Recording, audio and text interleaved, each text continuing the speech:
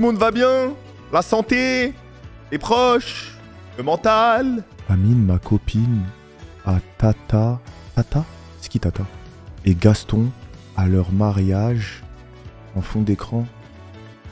Quoi? Tara et Gaston en mariage? Dans le fond d'écran de ta copine?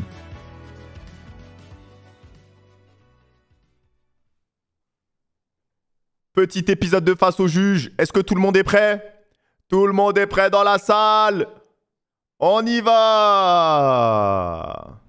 J'ai pris un couteau et je l'ai planté. Au début, écoutez, j'avais acheté un cubi, donc on l'avait bu plus ou moins entièrement, donc...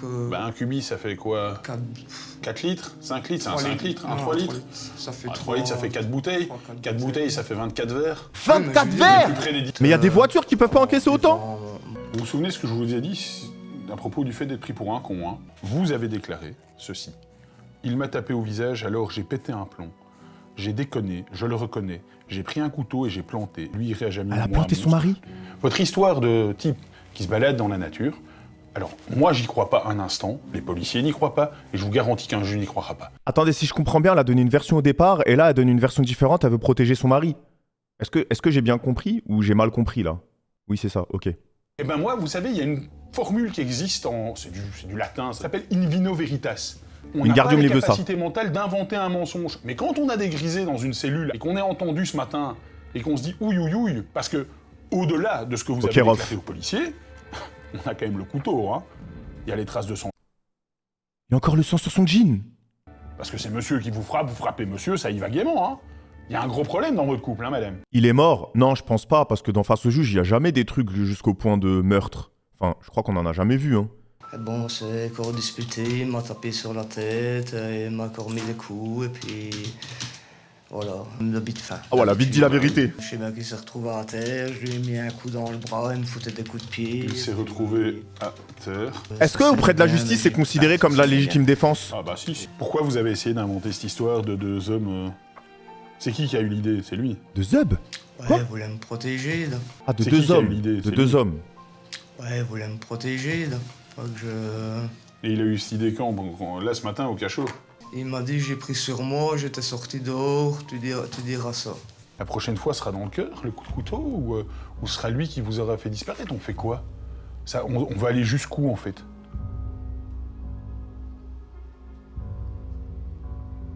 Ah, c'est Je vous pose la question, hein, qu'est-ce qu'on fait?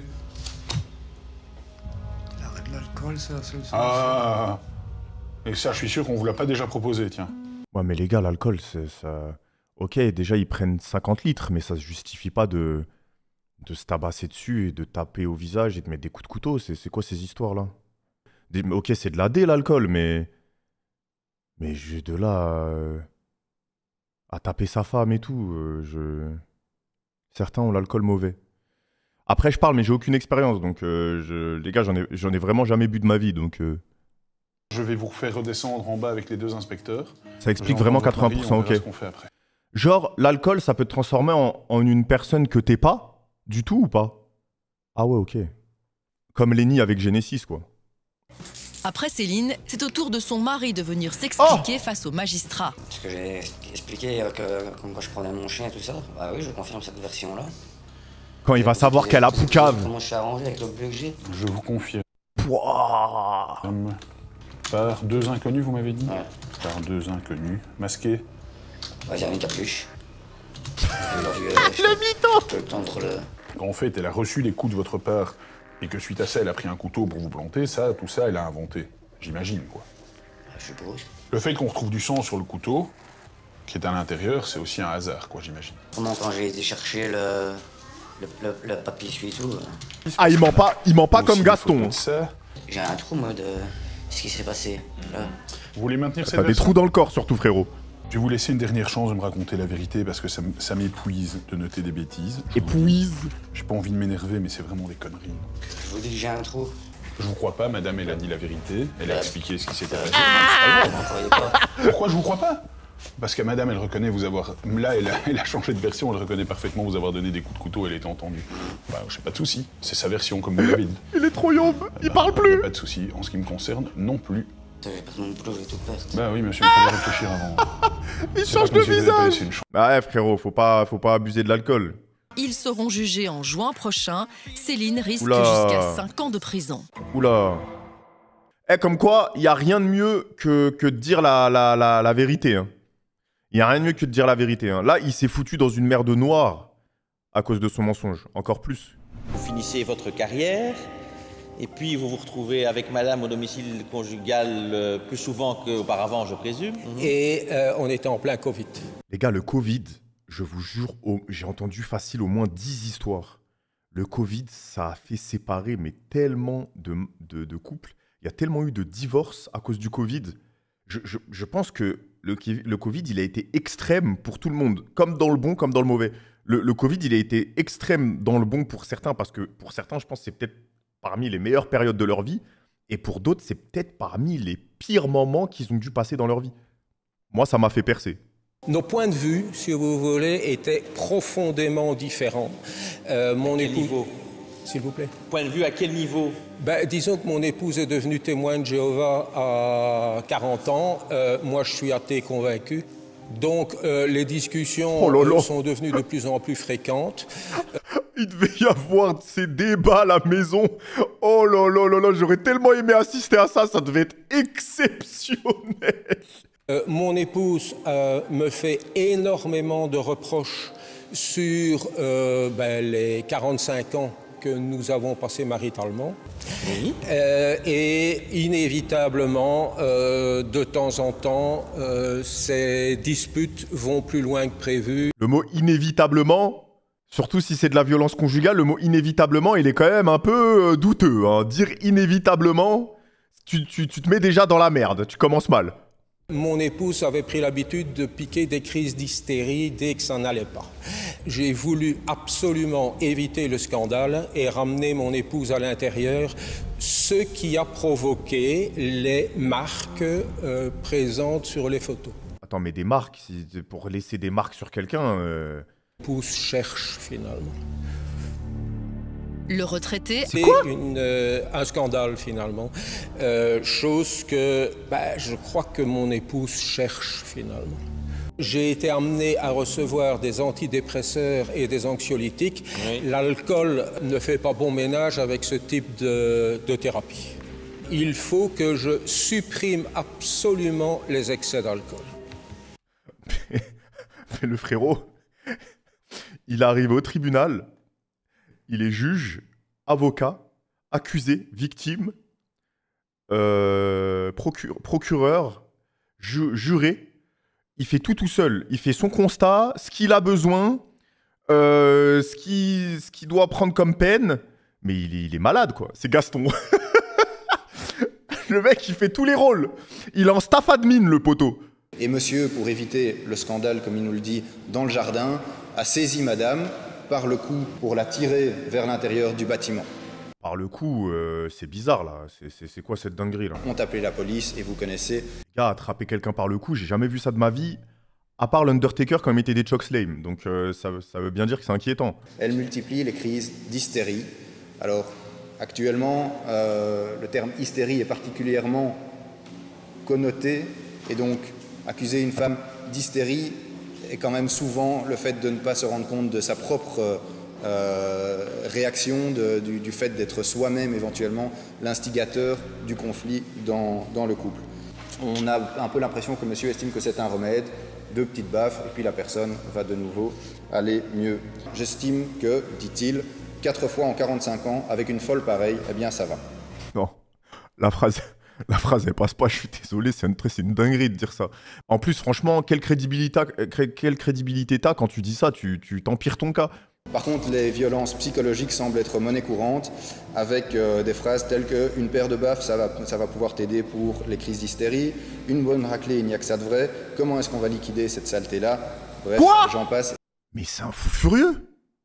Mais les gars, regardez en plus sa tête. Même lui, il est en mode... Ouais, celle-là, peut-être, je suis allé un peu loin, celle-là. Là. Ah ouais, un peu limite, celle-là. Je souhaite donc, en cas de crise, il soit contraint à quitter notre domicile. Je suis victime. Mais les gars, je comprends pas. Elle veut pas divorcer, mais elle veut qu'il quitte le domicile. Mais faut juste tout arrêter, là. Vous avez vu là, les phrases qu'il lâche, il n'y a pas d'autre issue là.